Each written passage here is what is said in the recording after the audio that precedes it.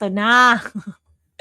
Sa mahigit 300 na congressman. Ito na, makinig ng mabuti. Huwag kayong pai-insulto sa kanila. Ako ayokong mag-insulto kahit kailan. Kaya nilalabanan ko sila. Kaya tingnan nyo yung ginawa nila sa akin. Mahigit na 300 na congressmen. Ako na lang ang nagsasalita kung ano yung mali sa amin. Lahat sila ay pare-parehong may project. Ngayon, pumirma silang lahat sa impeachment. Akala ba ninyo ay walang premyo yun? Yun. Nakalaki ng premyo nun. Yun.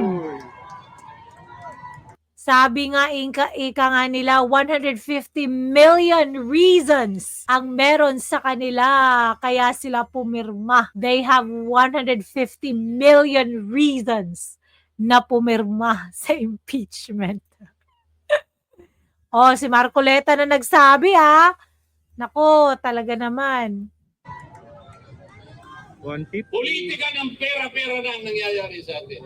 Maawa kayo sa ating bansa. Maawa po kayo sa ating bansa. Correct. Iguhit natin ang isang kasaysayan sa gabing ito. Unang-una, naging kasaysayan na sapagkat ito lamang ang pagtitipon na nakalikom ng ganito karaming mga mamamayan. Correct. Wala pong nagbayad sa inyo, may nagsakripisyo pa kayo, ang iba po'y namasahe pa. Ang iba'y galing pa sa Visayas, ang galing pa sa Mindanao. Iba. Wow! Grabe! Grabe no, may galing pa talagang Visayas at saka Mindanao. Grabe, wow talaga.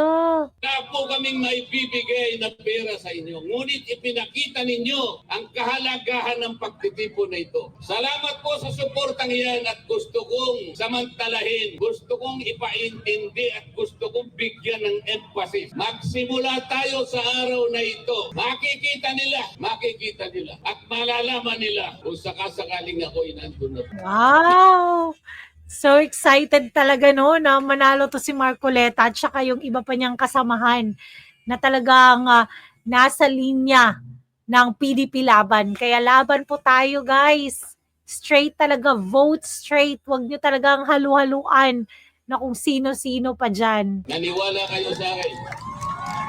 Kahit ilan pa sila, kahit sino pa sila, basta sa tama lamang po tayo. Huwag tayong lilihis sa tama. Kahit mahirap, kahit marami sila, ilalaban natin at ilalaban ang katwiran sapagkat yun lamang po ang tanging paraang nalalaman ko kung paano ko magsisilbi sa ating bansa. Correct. Wow, grabe. Ipaglalaban niya ang tama, guys. Well, hindi kayo makakakita ng ganyang klaseng tao sa politika ngayon. Sobrang konti na lang ng mga taong ganyan. Kasi pag politika talaga, kung sino yun, saan sila dihado, nako, aalis sila doon. Saan sila makaka-take advantage, doon sila.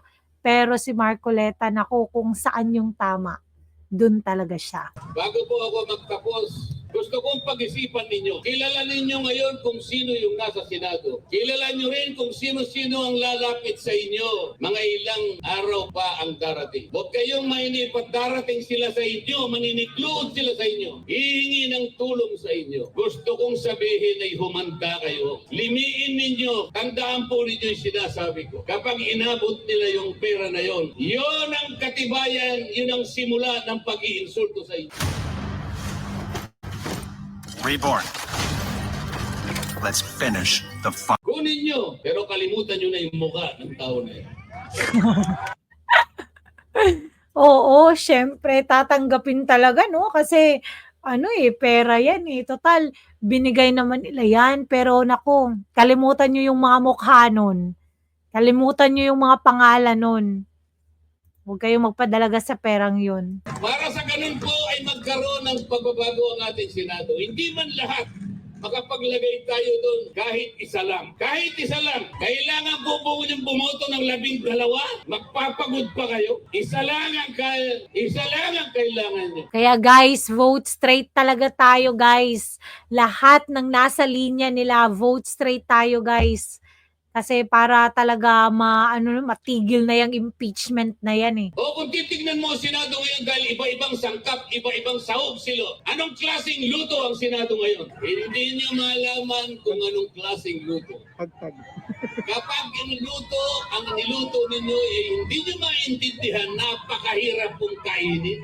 Samantalang silang magsisilbi sana sa inyo. Ibig ba ninyo sabihin, ilalatag sa inyong mesa ang isang pagkain na hindi nyo alam kung paano niluto ito? Iba-ibang sahog, iba-ibang sangkap. Paano mong kakainin ito? Ano pong kaugnayan ng lahat ng ito sa akin sinasabi ngayon? Bakit gusto kong pumunta sa Senado kahit sa ngayon ay hindi natin malaman kung anong klaseng luto ito? Bakit? Para sa ganon, kahit ano pang luto ngayon ito, pagdating ko doon ay magkakaroon ng isang magic sarap. Magic Magkaroon sarap. lang ng lasa itong luto na hindi natin malaman kung ano ang pangalan. So, magiging magic sarap si Marcoleta sa Senado, guys. Sasarap yung putahing yun. Wow.